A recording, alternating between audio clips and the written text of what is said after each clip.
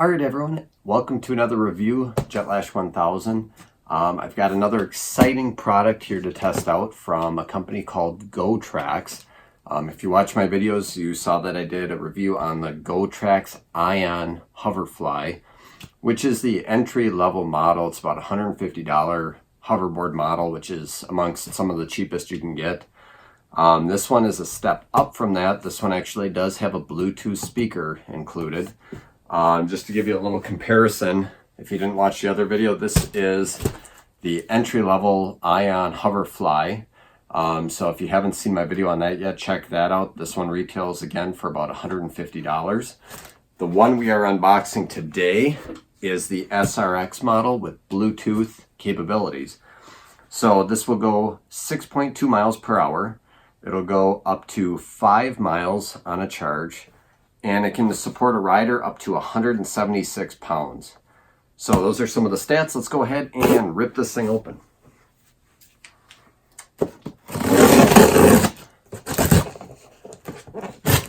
So the packaging that Gotrax has is very utilitarian. It's meant just to get things shipped to you. Not to look pretty, but to get it there safely. So on this one, I opted to have a little bit of color. The other hoverboard is all black. So Gotrax is one of the companies yet that does supply a printed manual, which is nice. And then it just gives you a little place to go for warranty or any assistance that you might need. And if we crack in here, we've got our charge cable. And just show you what the packaging looks like here. So it's tucked away nicely. It's UPS proof. And I can already tell this looks a little bit different from the other model. That's everything. So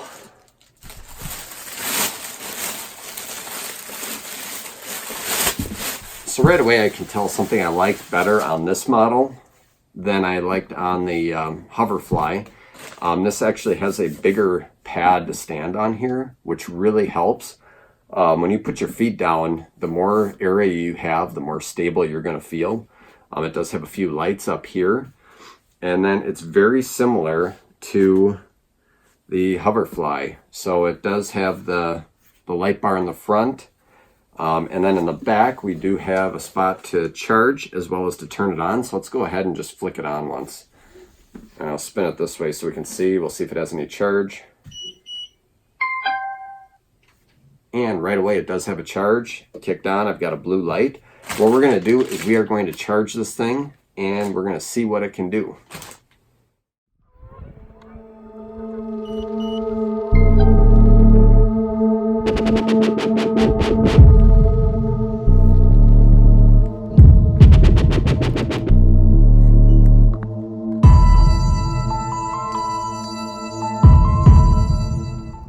Alright guys, so I've been using this Gotrax hoverboard now for a little while, and I really do like it. For this price point, again, this is very similar to the Ion Hoverfly that I reviewed.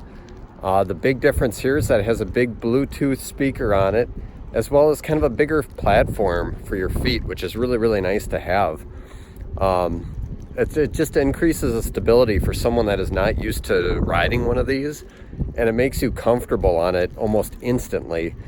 I'm on here just buzzing away, and I'm hitting all sorts of rocks and bumps here after the winter, and I'm bumming around, I'm spinning like it's no big deal, and I probably have, I'd say, a total of maybe 10 hours of experience on a hoverboard. So not a whole lot. And another neat thing about this model here is that you can go about 2 miles for a full-size rider like myself. So I come in probably at about somewhere around 155 pounds. So again, most people riding these are probably going to be quite a bit less than that. But to go on just basic trips, it's not bad at all. It charges up in a few hours. And it's really, really smooth. And again, the added benefit to this version is that Bluetooth speaker. So I would relate the sound quality of the Bluetooth speaker to just basically any wireless Bluetooth speaker for about 30-40 bucks. It's nothing that really pounds the bass or the sound quality all that much, but it definitely is good enough to get the job done. It does sound slightly better than a nice cell phone speaker. So it is something that is nice to have.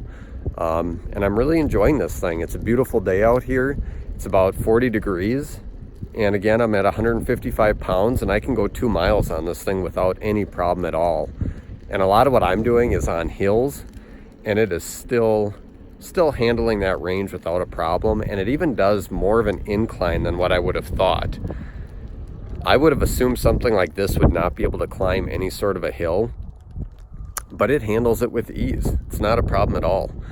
And that's really cool, because anyone that's going to use this to go to a friend's house or go pick up some food from a grocery store or whatever you're going to use it for, you know, you can take that added weight and even some inclines without much of an issue.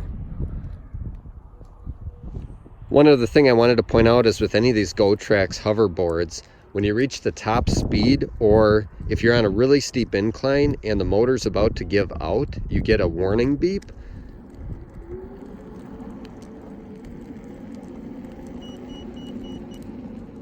So basically, when that happens, you just need to back down on the speed a little bit and it will stop beeping. So if you keep going and you try to speed up, it eventually will cut out the motors and it'll cause a little bit of a crash. So you will want to back off when you hear that sound. Now, I should have mentioned this at first, but a little pro tip: if you haven't seen my first video on the first Hoverfly that I reviewed, you do want to get on and get off from behind the hoverboard. So you just step up, and you don't want to go real slow doing this. You kind of want to step up with one foot and then get up right away with the other. So just kind of like this. And you get going, and then to stop, it's the same thing. Get off in the back, get off fairly quickly. Get back on, and away you go. So I thought a good test here would be to have my wife hop on and kind of see what she could do. And she got right on this without a problem. And she started zipping around, did not fall off at all, and really had no trouble. And one kind of cool thing to keep in mind is she is in winter boots right now, which makes it even a little bit more tricky than just regular tennis shoes. And again, she's able to zip around without a problem. So this just kind of shows what you can do even if you're an amateur at this. One other thing I wanted to show here too is just over bumps and things, how smooth it is, and you don't even really realize you're going over them after a while. And a good technique is to not really look down as much. And here she's looking up. You're keeping your eyes kind of level with the horizon, and before you know it, it's basically just like walking. You know, I just realized that I'm not that seasoned of a veteran of riding these, and it's amazing how you have the confidence to even videotape as you're out here doing this, and you don't even think about it. It's almost just like you're walking. You know, it really takes no thought. And I was even on the phone just now. I was using the Bluetooth speaker. This thing is awesome. It's just a blast to bum around in. It's faster than you could really run, or at least I could. I mean, you're going 7 miles an hour consistently for 2 miles. This is just awesome. So I highly recommend it. If you're looking at getting a hoverboard, I've kind of read mixed reviews on the cheaper ones you get from like Walmart or a Target. So this seems to be a really good bang for your buck. You know, $150 to $200 depending on which model you pick, and they do really well. So go ahead and pick one up and see what you think of them. Thank you for watching, and please subscribe for more videos.